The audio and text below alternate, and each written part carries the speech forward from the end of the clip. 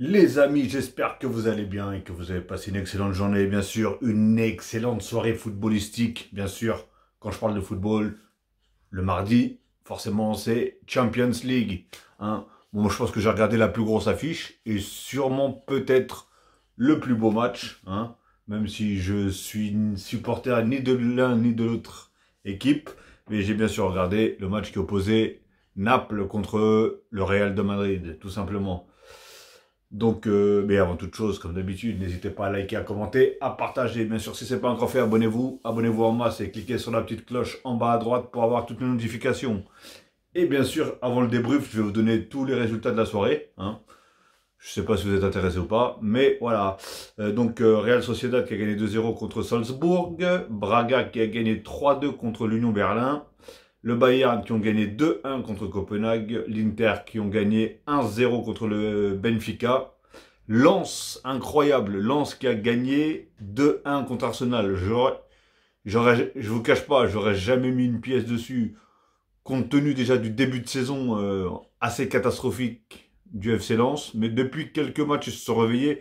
Mais de là à gagner contre Arsenal qui voilà, hein, franchement, ils produisent du beau football, ils sont forts. Alors après, je sais pas ce que ça donne depuis le début de la saison, mais bon, bref, on n'est pas là pour parler de ce match-là. Donc voilà, Lens ont gagné en tout cas chez eux contre Arsenal 2-1.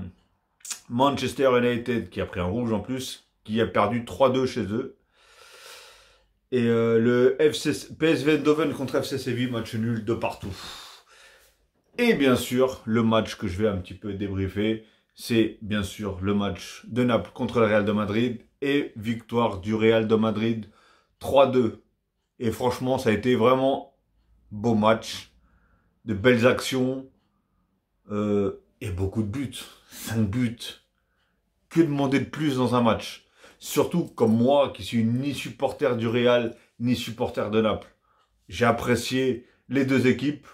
Même si, voilà, il y a quelques petites choses à dire réellement. Mais voilà, sinon dans l'ensemble, ça jouait correct, ça jouait bien, ça jouait au ballon.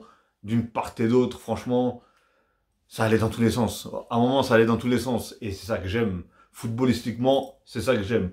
Alors, euh, alors déjà, les deux gardiens. Les deux gardiens, je pense que le Real, il faut vite qu'il retrouve Courtois. Bon, même si il a quand même sauvé, il a quand même fait des arrêts, mais voilà. Et l'autre, il n'est pas non plus, c'est pas non plus la folie, hein. Même si lui aussi a fait quand même quelques arrêts, mais voilà, les plus importants, il ne les a pas fait. Et bon, après sur le dernier but, il peut strictement rien faire et je vais bien sûr en parler de ce but-là. Mais j'ai bien sûr la composition, je vais regarder la composition tout simplement et, euh, et voilà. Et franchement. Naples, j'ai pas compris. Hein. Réellement, j'ai pas compris un moment, surtout en première mi-temps. Je sais pas c'était quoi leur but, réellement. Hein. T'as un joueur, il est au milieu de terrain, Bellingham, qui pour moi, actuellement, en tout cas, niveau forme, etc., c'est l'un des plus forts, voire le plus fort du Real de Madrid. Le jeune a 20 ans. Le jeune, depuis le début de saison, bah, il y avait pas Vinicius parce qu'il s'était blessé, à la base, a sauvé et a tenu le Real de Madrid, qu'on le veuille ou pas. Hein. À chaque fois, c'est pratiquement lui qui marquait le but qu'il fallait pour donner la victoire, que ce soit 2-1 ou le 1-0, etc. Tu le laisses dans un confort extrême comme aujourd'hui. Le gars, il attrapait la balle, il faisait ce qu'il veut. Et il est rentré d'une telle facilité dans la défense, j'ai pas compris. Alors la défense, ils étaient tellement nombreux. Si tu me dis que tu défends très bien, il n'y a pas de souci. Voilà, tu joues la défense, il n'y a pas de souci. Mais tu participes pas au contre-attaque. Tu es 50 derrière et en plus tu te manges un but pareil. Mais c'est catastrophique. Autant Bellingham a fait une très belle action, mais le gars, tout seul, il est parti. Il est rentré dans la mêlée, dans toute la défense et il a été marqué. Mais en toute détente en plus le but. Hein. En toute détente. Donc voilà. Et après, j'ai commencé à voir des balles vers l'avant de Naples. Pourtant, allez, on va dire les 10 premières minutes, je voyais qu'il y avait du ballon, je voyais qu'il y avait des petits gestes techniques. Ah, je me suis dit, ah ouais, quand même. Voilà, je me suis dit, Naples, ils vont jouer un football, quoi, tout simplement. Et non, j'ai pas compris. Au bout d'un moment, ils ont commencé à descendre, à descendre, à descendre. Tellement descendre, descendre. Ils balançaient vers l'avant. Parfois, il y avait des contre-attaques. Naples, ils étaient deux. Ils étaient deux contre au moins 5 Madrilènes. Et surtout, le pire, c'est que, voilà, Madrid, qu'est-ce qu'ils faisaient? Autant ils montaient, autant ils descendaient. Naples, ils montaient pas. Naples, sur les contre-attaques, ils montaient pas. Je comprenais pas. Je sais pas comment ils comptaient marquer, réellement, hein. Mais voilà, en tout cas, ils ont réussi à marquer quand même 2 buts. Un moment sur le penalty. Alors, certains diront il n'y a pas penalty. Certains diront il y a penalty à partir du moment où il le touche de la main. C'est ça que j'arrive pas à comprendre en fait réellement dans ces lois de penalty, de main, etc. C'est qu'il y avait une loi où si c'était pas fait exprès, au tout début, si c'est pas fait exprès la main, si c'est pas volontaire, eh ben il n'y a pas penalty. Après il y avait une nouvelle loi qui disait que si à partir du moment où on touche de la main, volontaire ou pas volontaire ou je sais pas quoi, il y a quand même penalty. Après, il y avait du fait que si ça touche une autre partie du corps, puis ça vient toucher ta main, bah du coup, il n'y a pas pénalty. Et apparemment, d'après ce que j'ai entendu encore ce soir, ça a rechangé les lois et maintenant il y a pénalty. Je comprends. Franchement, je comprends plus rien. Donc voilà. En fait, le problème, c'est qu'il avait vraiment les bras en l'air. Mais c'est un tacle, ils sont tous les deux au contact. Alors, je sais pas. Franchement, je peux même pas vous dire. Est-ce que il y a eu penalty, on peut pas. De toute façon, l'arbitre, c'est pas en regardant cette vidéo qu'il va changer d'avis. Ça y est, c'est fait, c'est fait. Mais voilà. Après, c'est vrai qu'il y a beaucoup d'équipes qui se sont fait aussi avoir avec des mains tellement involontaires où le mec il a 2 mètres, il te met une tête, elle tape la main, il y a penalty, etc. Donc voilà. D'ailleurs, dites-moi dans les commentaires si vous, pour vous, est-ce qu'il y a penalty ou pas. Dites-moi dans les commentaires. Mais bon, bref. Après, j'avais une autre chose. Par contre, le 3e but du Real de Madrid. Un but extrêmement magnifique. Malheureusement, il n'a pas été compté pour... comment il s'appelle déjà putain, comment il s'appelle? Je me rappelle même plus. Valverde, voilà, pardon. Il n'a pas été comptabilisé pour lui. Mais la frappe, elle est d'une beauté. Mais il a mis un de ces foutus pétards là dans les buts. Ah ouais, franchement, je pense qu'elle a dû faire trembler pendant au moins 3 minutes la barre transversale. Et après, elle a se loger derrière la tête du gardien. Là, le gardien, il pouvait strictement rien faire. Franchement, elle est partie à une vitesse et d'une telle précision. Elle était magnifique. Franchement, la frappe, elle était magnifique. Pour moi, juste pour le geste et pour la frappe, limite, je l'aurais donné à lui. Même si c'est le gardien qui l'a mis contre son camp. Mais, il y a un mais dans ce... Parce que voilà, ce but, il est exemplaire, magnifique, tout ce que tu veux. Mais pour moi, avant, il y a une faute de Rudiger. Ah oui, il y a une faute de Rudiger sur, je sais pas comment il s'appelle, le joueur de Naples, qui le pousse, qui en temps normal, il n'y a même pas corner. Et s'il n'y a pas corner, il n'y a pas ce but-là. Après, il y aura peut-être eu un autre but durant le jeu. Mais pour moi, personnellement... D'ailleurs, est-ce que vous pensez, est-ce que même vous savez s'ils n'auraient pas pu revenir d'ailleurs au niveau de la VAR dire quelque chose quoi?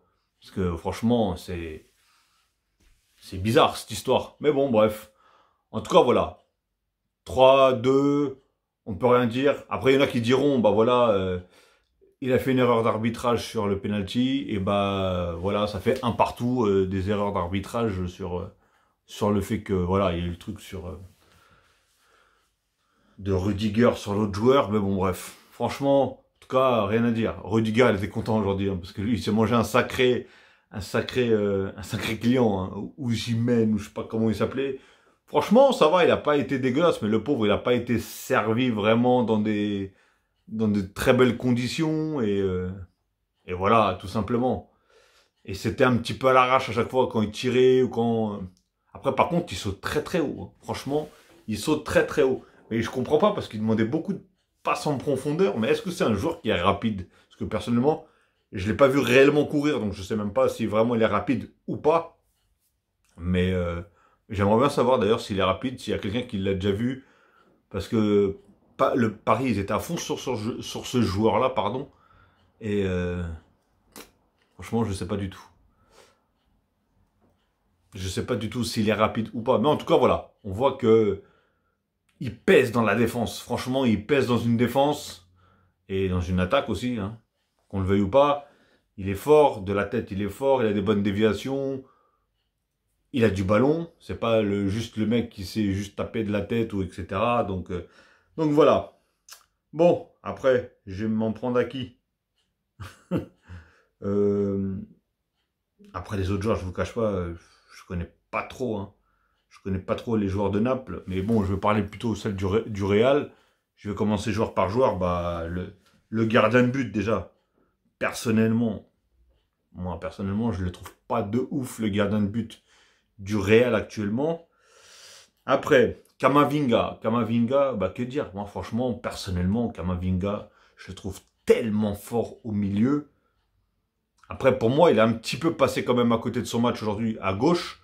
Est-ce que vraiment il a envie de jouer à gauche? Je suis moins sûr. Parce que à un moment, ils commençaient à le mettre à gauche. Après, ils ont commencé à le remettre à son vrai poste où est-ce qu'il est vraiment très fort. Et là, je ne sais pas pourquoi ils l'ont remis encore à gauche. Alors, est-ce que... Ah oui, c'est vrai qu'il y a deux bonnes pièces maîtresses au niveau de la défense qui sont absents. C'est Militao et Alaba. Et voilà, on sait ce qu'ils représentent pour le Real, ces deux défenseurs. Et ils sont absents par blessure, si je ne me trompe pas.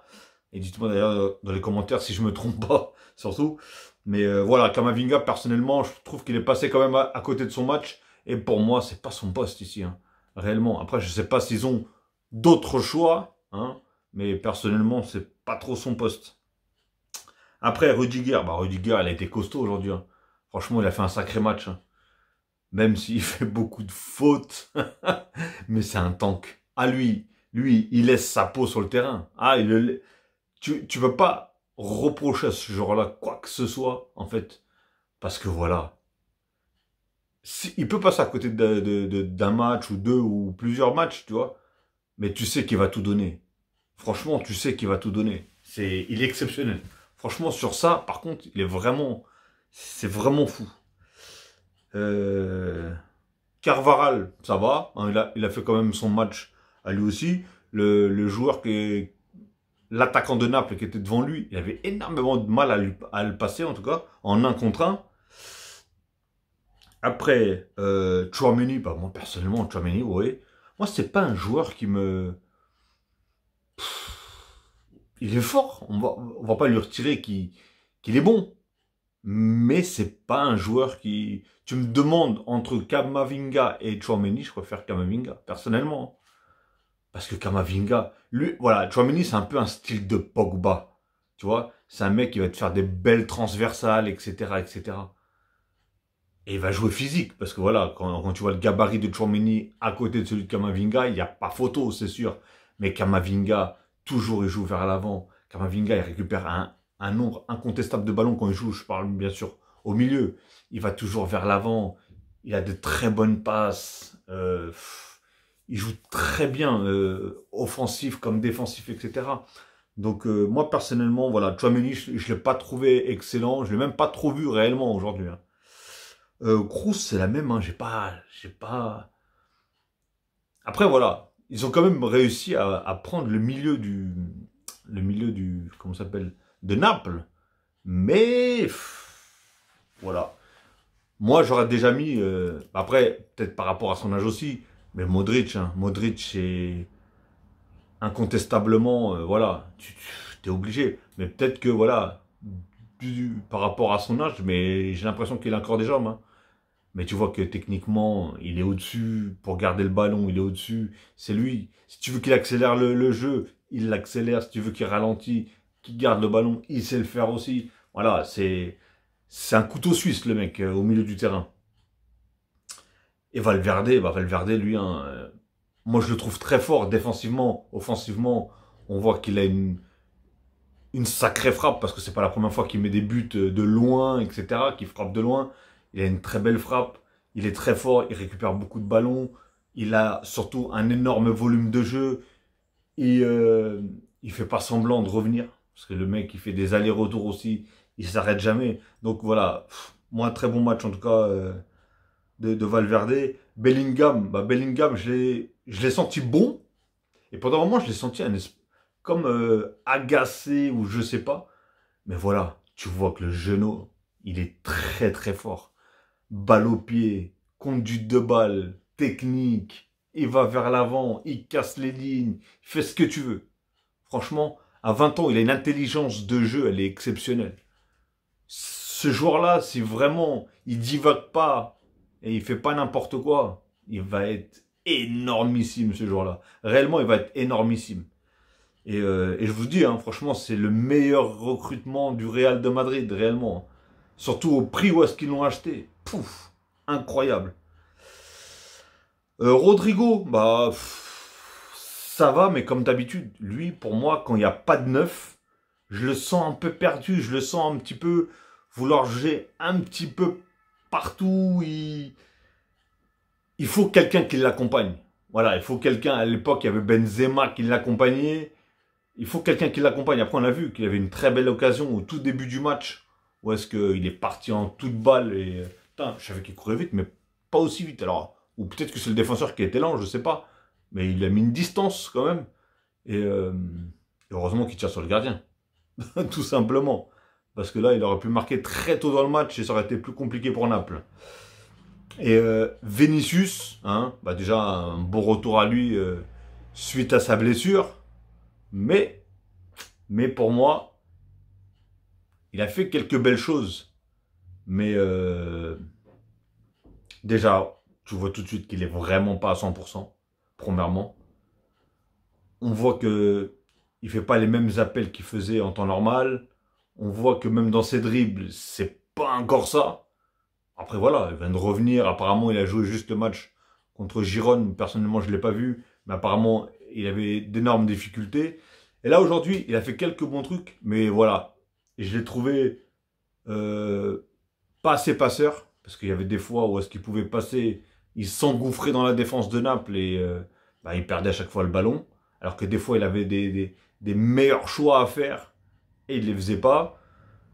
Et, et voilà, franchement, je ne l'ai pas senti énormément dedans. Après, il a marqué son but, hein. Excellent but, paf. En fait, c'est ça qui est fou avec le Real. C'est que tu as l'impression que c'est une équipe. Ils ont beau perdre, ils ont beau faire ce que tu veux. Ils paniquent jamais pratiquement. C'est ça qui est dingue. Ils paniquent jamais. Même ils auraient perdu ou ils auraient fait match nul, ils auraient joué le match retour en toute simplicité, sans faire trop de chichi, tout est dans le calme. Et c'est ça qui me rend dingue. Et derrière, ils arrivent tout le temps à gagner. C'est ouf. C'est ouf. C'est... moi, je sais pas. Je sais pas. On nous avait dit que quand Cristiano Ronaldo partit, le Real, ils ont coulé. Ils n'ont jamais coulé. Après, ils ont dit que quand Benzema il partait, ils allaient couler. Bah, ils coulent pas, en fait. Ils coulent pas. C'est fou. Même si, personnellement, je trouve qu'ils produisent pas du beau jeu. Hein. Franchement, c'est pas un beau jeu qu'ils font le Real de Madrid. Mais ils gagnent. C'est ça qui est fou. Et comme je vous ai dit, ils paniquent jamais. Ils essayent pas de... Je sais pas comment vous expliquer. C'est pas des frappes à l'arrache ou ils commencent à tirer dans tous les sens ou n'importe quoi. Non, tout est toujours contrôlé. Tout est contrôlé à chaque fois. Et voilà comment on finit, hein. Pam, 3-2. Qu'est-ce que vous voulez que je vous dise? Donc voilà les amis, en tout cas j'espère que vous avez apprécié le match. Hein. Félicitations déjà aux deux équipes pour leur jeu et pour leur match. Et encore félicitations bien sûr au Real de Madrid. Hein. Même si personnellement ceux qui me connaissent un peu savent que en Liga je suis plus Barcelone que Real de Madrid. Mais voilà, il faut le dire ce qui est. Ils ont gagné. Ils l'ont pas volé entre guillemets. Parce que pour moi, le troisième but... Après, c'est ça qui m'embête un peu. Parce qu'en fait, le but, il est tellement magnifique. Mais du coup, il vient quand même d'un corner qui ne devrait pas y être. Etc. etc. Alors, dites-moi si je suis peut-être fou alors. Hein, parce que pour moi, il y a faute. Alors, dites-moi si pour vous, il y a faute ou pas. Mais moi, je veux pas des supporters du Real. Parce que les supporters du Real, forcément, ils vont me dire qu'il n'y a pas faute. Moi, je veux des gens objectifs. Voilà, tout simplement. Et comme je vous ai dit, hein, voilà, moi, je suis plus en Liga, plus Barça que le Real. Mais voilà, je tiens quand même à féliciter. Voilà, leur victoire, elle n'est pas volée, comme on peut dire. Et Et dans le jeu, voilà, ils sont là. Ils sont là, ils lâchent rien. Ils lâchent rien, même s'ils perdent, ils lâchent rien, ils paniquent pas, ils font le boulot et au final, ils remportent le match, tout simplement. Et même s'ils auraient fait match nul, ils jouent à Naples. Le match retour, ça se joue à Bernabeu. Qu'est-ce que tu veux de plus? T'as une pièce dans ton camp. Alors en plus, là, ils repartent avec la victoire. Donc ça va être très compliqué pour Naples. Mais écoute, après, peut-être qu'ils vont réussir à le faire. Je garantis pas, mais peut-être qu'ils vont le faire. Mais il faut pas qu'ils commencent le début du match comme ils ont fait. Hein, parce que sinon, je pense que là-bas au Real, ils vont prendre cher sinon. Tout simplement. Ok les amis. Moi, bah, écoutez, en tout cas, comme je vous ai dit, hein, j'espère que vous avez apprécié le match autant que moi. Bah, je vais vous souhaiter en tout cas une très très bonne soirée ou une très bonne journée. Tout dépendra alors que vous allez regarder cette vidéo. Et demain, un petit débrief du match qui oppose bien sûr le Paris Saint-Germain, mon équipe, contre Newcastle. Donc voilà les amis, je vais vous souhaiter, bah, comme je dis, bonne soirée ou une bonne journée. Tout dépendra alors que vous allez regarder cette vidéo. Et je vous dis à demain les amis. Et pour ceux qui vont travailler demain, bon courage. Ciao.